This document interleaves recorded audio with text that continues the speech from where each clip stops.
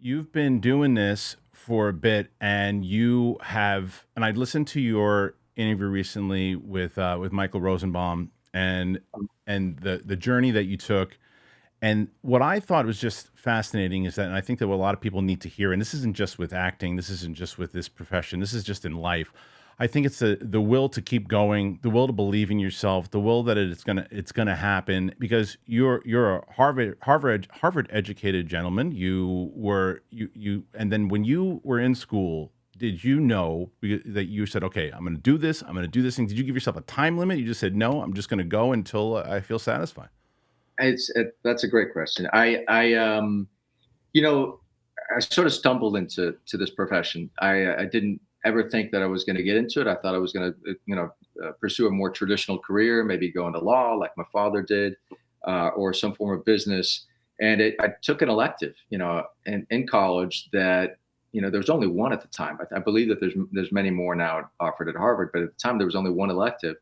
And I read this book called Meisner on Acting in that class, and that was that book. That was the very book that made me want to say I think that I want to pursue this more. I want to understand this more, because the way Meisner breaks down acting is all about being present and in the moment and really living truthfully under these imaginary circumstances.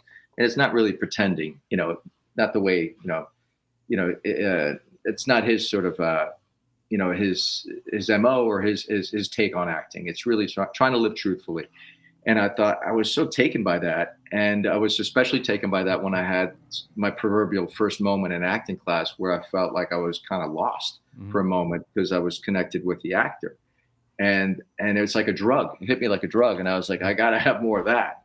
And I want to study how that happened, why it happened. And I want to be able to really, lose myself in a scene, if I can, and continue to learn how to do that. So I finished college only to go back to go to start acting school after I graduated, because they didn't really offer anything else at Harvard at the time. And so I studied at Playhouse West for about a year here in LA. And then I studied later on with Bill Alderson at his studio, Meisner Studio. But that's how I started, and to your other point about stick-to-itiveness and giving myself a time limit, is interesting. I did finish with the idea that, well, God forbid the acting doesn't work out. I'll have a degree, and maybe I'll just sort of figure something else out. And there's certainly plenty of moments where I was like, this is not working at all. My first 3 years out here were pretty rough. I was working here and there, and I had more advantages than most because I already had an agent. So that already is a battle in and of itself. But coming in close, second or third on a film or a TV show, that was certainly more often than not. So about 3 years in, there are moments there where I was like, this is not working out, and I got to start thinking about something else. And until I kind of strangely willed it to happen by figuring out sort of the sitcom world. Yeah. That's how I broke it. What is the perception of, you've got immigrant parents, they work their butts off, you work your butt off, you go to Harvard, you tell your parents, actually, I'm going to go be an actor now. What happens after that? It's a great question, Roxy. Listen, there was no one in my family had ever gone into this business, so it was new to all of us. And God bless my parents, because I have kids now. We have kids. We have two boys who, one's 22, the other one's 19, and one's just finished college, one's about to go to college. Both of them are aspiring musicians, and wow. And I have no leg to stand on to say to them, no, you can't do that. Right. But to my because come on, my wife was also an actress. But to my parents' credit, they and you're absolutely right, Roxy, having been exiles, Cuban exiles, having lost everything they had in Cuba, starting from scratch. My mother didn't even have a high school education. My father did have an education, but really starting with what they had in their pockets, to build the life that they did, only for their oldest son to go, I don't think I'm doing the traditional thing.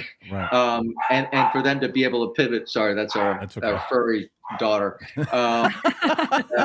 Anyway, so yeah, for them to pivot and support me I'll never forget that. It was extraordinary. And yeah, with the initial conversation was a little shocking, I'm sure, but only to be expected. But they were right behind me as soon as they saw my commitment. It's amazing how important it really is. So important. I mean, obviously people can do it without the support, but with the support, it's monumental. I feel the same way with my father was always the same way for me when he said, I told him the things we wanted to do. He said, look, if you believe in it and you believe in yourself and it's what you want to do, commit to it, do everything that you want to do. But like you're the one that's going to ultimately make yourself happy. You know, it's like you can take a job and things that you're not going to be happy with, but you got to commit to it. You can't do it half-assed, and you got to make sure that you're doing it the right way. And not everybody has those types of parents. Not everybody has this. People, you know, it's that traditional thing. So the fact that your parents could listen to you, understand, yeah, give it a shot, believe in you, and that says just a lot about you as a person, though, too. Where they said we trust him. We you know, it might take a little bit for them to get to that place, but they did it, and they were right. Thank you, and I'm so happy you had a similar experience. Did that happen for you as well, Roxy, or was that? Yeah, I can't say a bad word about. I have the greatest parents of all time, so supportive. Hoping to be able to make them proud the way that you have made your parents proud. Because, geez, oh geez, what a career! I'm sure you have, and I'm sure you are, and that's terrific. And you're right. You're both right. That, you know, not everyone gets that support, and it is pretty enormous, you know, to have that, particularly because you're swimming upstream. I mean, I don't know how it was for both of you when you started out, but I mean, you know, trying to, you know, I heard another actor say it's almost like you have to use your elbows to make room in this town, you know.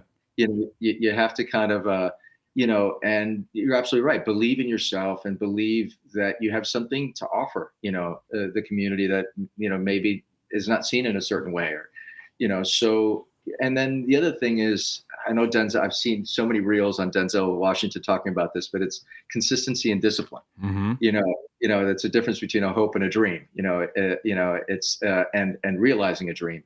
Is having that discipline, that daily discipline, doing something towards your goal every day and being consistent about it, you know, and, you know, even if it's somewhat peripheral, but as long as it's somewhat associated to your goal, that is sort of the differentiator, you know, in my mind.